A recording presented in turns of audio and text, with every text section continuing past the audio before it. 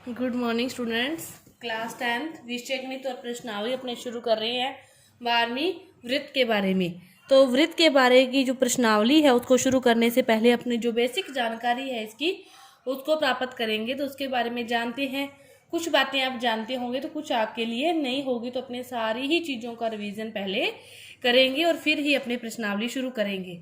तो सबसे पहले वृत्त कहते किसे हैं? वृत्त कहते किसे हैं? तो वृत्त किसे कहते हैं? किसी निश्चित बिंदु से कोई फिक्स दूरी लेकर और उस दूरी के चारों तरफ एक चक्कर पूरा करना।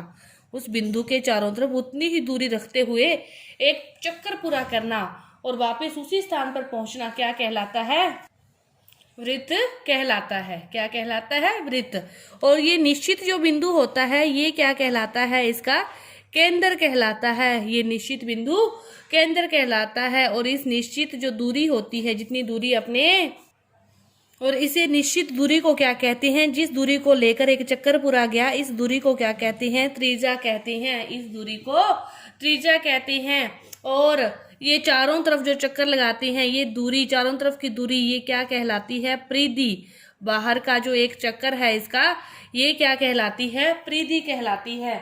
इसके बाद देखो अपने जानते हैं कि जो परिधि है, अपने परिधि से बाद पहले व्यास की बात करें तो व्यास क्या होता है? त्रिज्या का दुगुना। व्यास क्या होता है? त्रिज्या का दुगुना, यानी कि 2 गुना त्रिज्या क्या होता है? किसी भी वृत्त का व्यास कहलाता है। उसके बाद देखो जीवा की बात करें अपने कि जीवा क्या है? तो जीवा किसी भी वृत्त में परिधि पर कोई भी 2 बिंदु लेकर उन 2 बिंदुओं को मिलाने वाला रेखाखंड, उसका क्या कहलाती है? जीवा कहलाती है। कहीं भी 2 बिंदु ले लो और उन 2 बिंदुओं को जो मिलाने वाला रेखाखंड होगा, किसी भी प्रकार कितने भी आप ले सकते हो, तो ये सारी क्या है? जीवा कहलाती है। और वृत्त की जीवाएं क्या होती है? अनंत होती है। वृत्त की जीवाएं अनंत होती है। और इसी प्रकार जो वृत्त की त्रिज्याएं हैं वो भी कितनी होती है? अनंत होती है।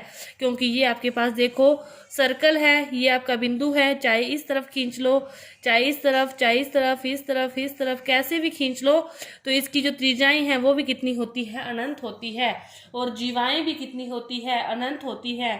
उसके बाद एक बात और कि जो वृत्त है वो किसी भी तल में स्थित हो, जिस भी तल में स्थित होता है, जैसे ये आपके पास सर्कल है, ये जिस भी तल के ऊपर बनता है उसे क्या कहते हैं? उसको ये क्या करता है? 3 भागों में विभाजित कर देता है। 3 भागों में कैसे? एक तो इसके बाहर का भाग, एक इसके अंदर का भाग और एक इसके ऊपर, जिस पर ये खुद बनता है। जो रेखा अपने पेन के द्वारा, पेंसिल के द्वारा खींचते हैं, तो ये भी क्या है? इसका एक भाग है। तो इसे कितने भागों में उस तल को ये विभाजित कर देता है? जिस भी तल में स्थित होता है यह उसको 3 भागों में विभाजित कर देता है।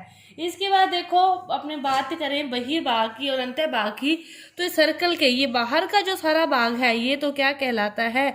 बहिर्भाग कहलाता है। बाहर का भाग क्या कहलाता है? बहिर्भाग।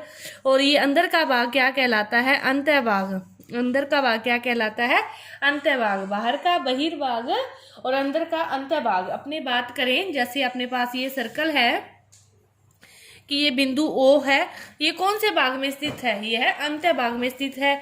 और इधर बाहर कहीं भी अपने कोई बिंदु P लिख दें तो ये कौन से भाग में स्थित है? यह है बहिर्भाग में स्थित है। तो उसके बाद अपने बात करते हैं इसके अलावा जीवाओं की।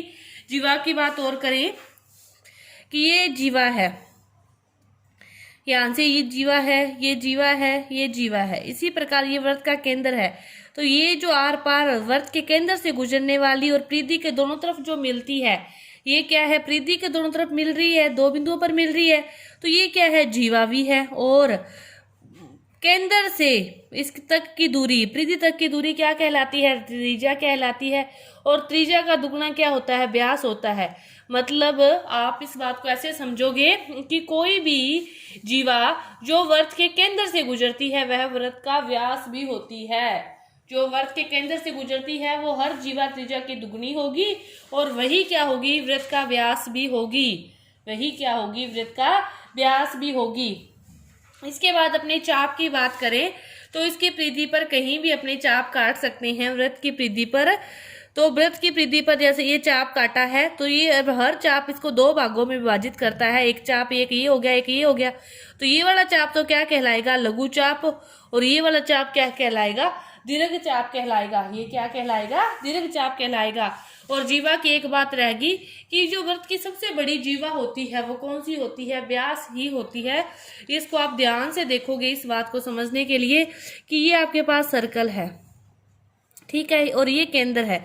अब यहाँ से जैसे शुरू करते हैं तो ये दूरी आपको कैसी लग रही है, छोटी, ये थोड़ी सी बड़ी, ये उससे बड़ी, ये उससे बड़ी, ये उससे बड़ी, ये उससे बड़ी, फिर ऐसे करते करते चलते हैं तो सबसे बड़ी जो होती है ना वो केंद्र से ही गुजरती है। सबसे बड़ी जो जीवा होती है केंद्र से गुजरती है। इसके बाद ये वापिस क्या होने लग जाती है, घटने लग जाती है, वापिस घटने लग जाती है। तो सबसे बड़ी जो होती है वो कौन सी होती है, केंद्र से गुजरने वाली जीवा ही होती है। और जो केंद्र से गुजरती है वही व्रत का क्या होती है, व्यास होती है। और जीवाएं कितनी होती है, अनंत होती है। केंद्र कितना होता है, एक होता है। त्रिज्याएं भी कितनी होती है, अनंत होती है। तो इस प्रकार आपका ये जो चैप्टर है 12.1 उससे पहले की जो बेसिक जानकारी है ये पूरी हुई। और 12.1 है जो अपने अगली वीडियो में करेंगे। धन्यवाद।